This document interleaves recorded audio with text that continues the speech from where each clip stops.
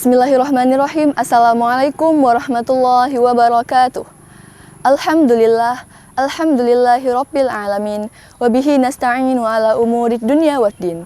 Asyhadu an la ilaha illallah wahdahu la syarikalah wa asyhadu anna Muhammadan abduhu wa rasuluh la nabiyya ba'dah, amma ba'du.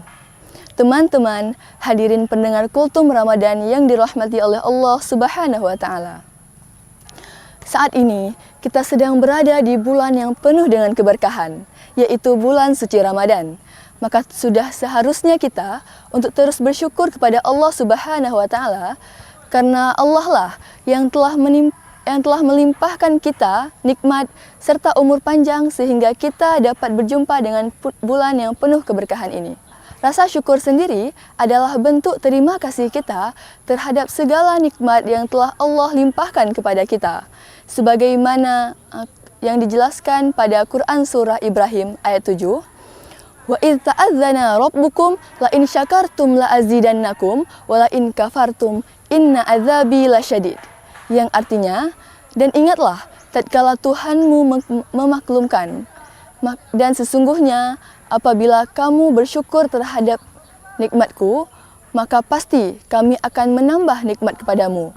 Dan barang siapa yang mengingkari nikmatku, maka azabku sangatlah pedih. Quran Surah Ibrahim ayat 7. Nah, pada ayat tersebut dijelaskan bahwasanya barang siapa yang senantiasa bersyukur terhadap nikmat yang telah Allah berikan kepadanya, maka pasti Allah akan terus menambah nikmat kepada orang tersebut. Dan barang siapa yang kufur serta terus mengingkari nikmat yang Allah berikan kepadanya, maka mereka itulah orang-orang yang akan merasakan azab yang sangat pedih dari Allah Subhanahu wa taala. Rasulullah Shallallahu alaihi wasallam adalah contoh sempurna manusia yang paling bersyukur di muka bumi ini. Walaupun Rasulullah Shallallahu alaihi wasallam merupakan orang yang paling dicintai oleh Allah Subhanahu wa taala, serta dijamin kebahagiaan di dunia dan di akhirat, serta dijamin pula ampunan di dunia dan ampunan di akhirat. Akan tetapi Rasulullah Shallallahu alaihi wasallam senantiasa bersyukur kepada Allah Subhanahu wa taala dengan beribadah kepada Allah mulai dari pagi, siang hingga malam. Sehingga diriwayatkan dalam suatu perawi bahwasanya saking seringnya Rasulullah Shallallahu alaihi wasallam melaksanakan salat malam sampai-sampai kedua telapak kaki Rasulullah Shallallahu alaihi wasallam pecah-pecah dan kesakitan. Masya Allah, begitu hebatnya Rasulullah serta semangat Rasulullah dalam meraih ridha Allah Subhanahu wa taala. Teman-teman pendengar Kultum Ramadan yang dimuliakan oleh Allah Subhanahu wa taala. Ada beberapa tips serta cara yang dapat kita terapkan di kehidupan kita agar rasa syukur dapat terus tumbuh dan hadir di dalam diri kita. Yang pertama, ingatlah sebanyak mungkin nikmat yang telah Allah limpahkan kepada kita agar rasa syukur dapat terus hadir di dalam diri kita. Kemudian yang kedua, tanyakanlah pada diri kita setiap harinya, sudahkah saya bersyukur hari ini?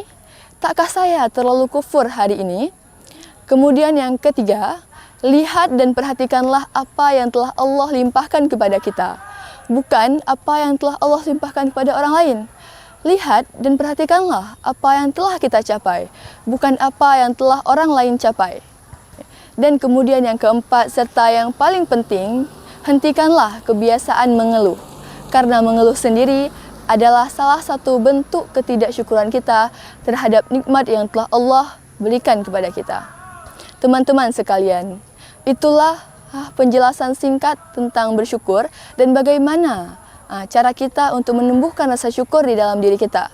Serta bagaimana keteladanan yang Rasulullah tunjukkan kepada kita sehingga kita dapat terus menerapkan rasa syukur di dalam diri kita. Semoga apa yang telah saya jelaskan tadi dapat bermanfaat bagi kita semuanya dan kita dapat menerapkan rasa syukur di dalam diri kita mulai dari saat ini. Terima kasih telah menonton sampai akhir. Saya akhiri, astaghfirukum katsiran, wabillahi taufiq wal hidayah. Wassalamualaikum warahmatullahi wabarakatuh.